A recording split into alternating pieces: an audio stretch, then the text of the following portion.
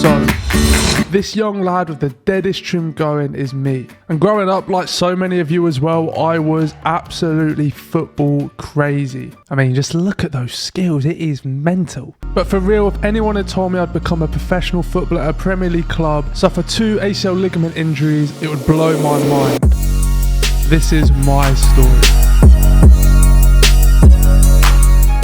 So let's go back to where it all started, local football. My local team was literally like God tier. We literally did just win everything. And you see this big bald guy right here, well, that's my dad. And even though it pains me to say, being in a winning football team with my best mates and my dad involved in the management, there were some great memories.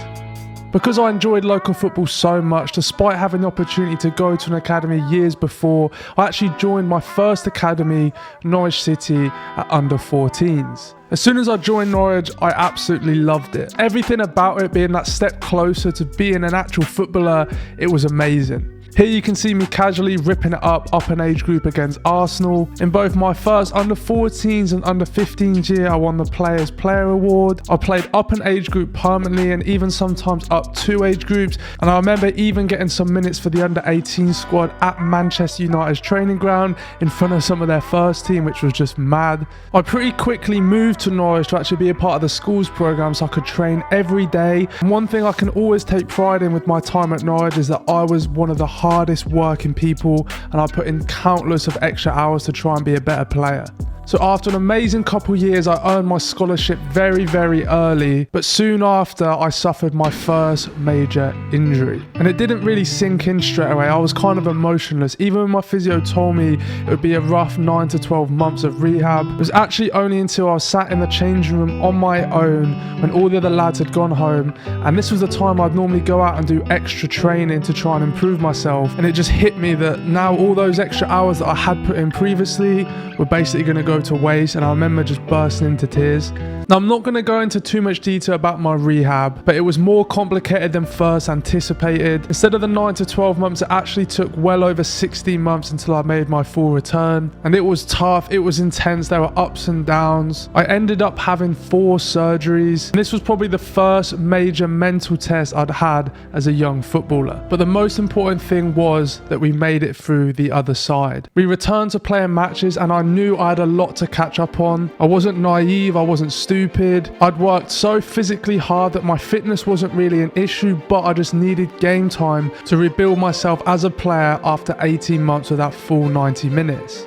The only issue was, because I'd missed so much time through injury, there wasn't that long left of my scholar until our pro decisions were upon us. And I was worried, man. Norwich were going through a massive restructure. A lot of staff that were there when I was playing before had now left. And with all these new faces that hadn't seen me play before my injury, I was really worried about if I'd actually get offered a pro contract or not. Anyway, the pro decisions came around and I was absolutely buzzing to be offered a 1-year professional contract. And to start my first year as a pro, we flew off to Germany with the new management under Daniel Fark, and it was time for my first pre-season tour as a professional player.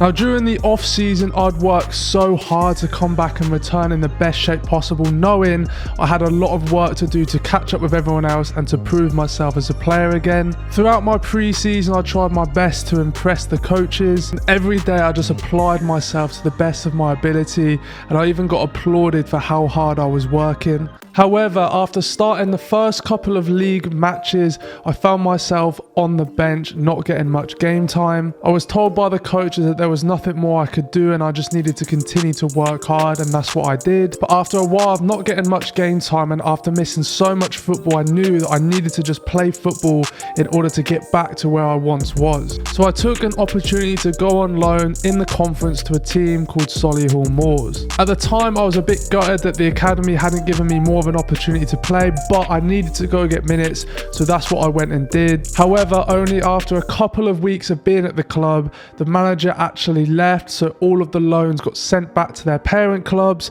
And it was soon after this, about midway through the season, that I was told by Norwich City that I would not get another contract at the end of the season. Now, being completely honest, this next decision is the only part of my journey that I actually feel like I let myself down. Being an angry young player, I immediately decided to leave the club instead of staying and training or even taking other loan opportunities to play in the conference or the conference north and south. I was annoyed that I didn't get more of an opportunity after coming back from such a big injury, and I was also embarrassed to tell my family that I was being released by Norwich City. I would tell my parents that I was going to all these different clubs to play, but in reality I was actually staying at home and playing video games. And I know this sounds so silly and honestly is one of the biggest mistakes I've made, but during this time my YouTube channel actually started to take off, and it was an escape for me. My gaming channel went from like 10,000 subscribers to over 250k, and I used it as an excuse not to leave, not to face reality or my football reality.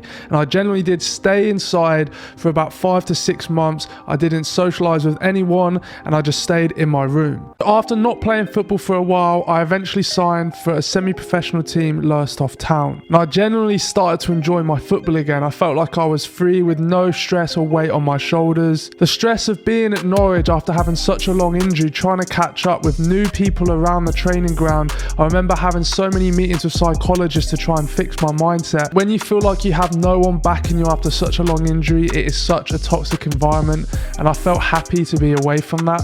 However, only after a handful of games of playing at Lowestoft, starting to enjoy my football again, my worst nightmare happened. I suffered another ACL ligament injury on my opposite knee. Now, not only did I fall deeper into genuine depression and mental struggles, but I also became severely overweight. And it was when I was weighing just under 100 kg that I asked myself the question, are you going to make the return or are you just going to quit? And I decided to make the return.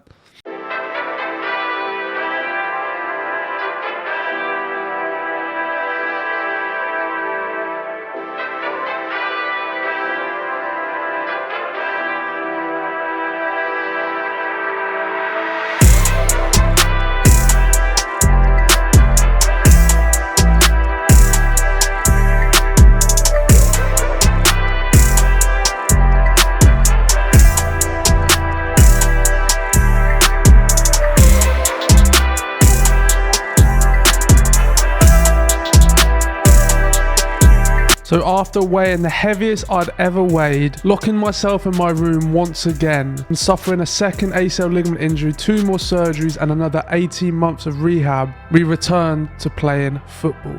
Like, you don't understand, making this video, sometimes it doesn't even feel real that the story I'm telling is actually my story. And the craziest thing about it all is that this is not uncommon. This isn't rare. Thousands and thousands of lads get released. Thousands of lads suffer with injuries and feel like they were unfairly treated at academies. We all love the game of football, and sometimes the harsh realities of academies, etc., aren't actually spoken about. I feel like it is so important that we speak more about this, and it's something I'm going to continue to do. As well as that, I want to inspire and motivate people to not only continue to enjoy football after setbacks, but to just enjoy life, to continue to better themselves, to spread positivity, because I know every single year more lads get released, more lads fall into a similar path that I did, and I just want to help as many people as I can. With that being said, we are back enjoying and loving football, and I cannot wait to continue my journey. If you've watched this far into the video, please drop a like, it would be seriously appreciated, and subscribe if you're new. Follow me on my journey, and again, it would be really appreciated. Anyway, thank you for watching, and I'll see you very soon.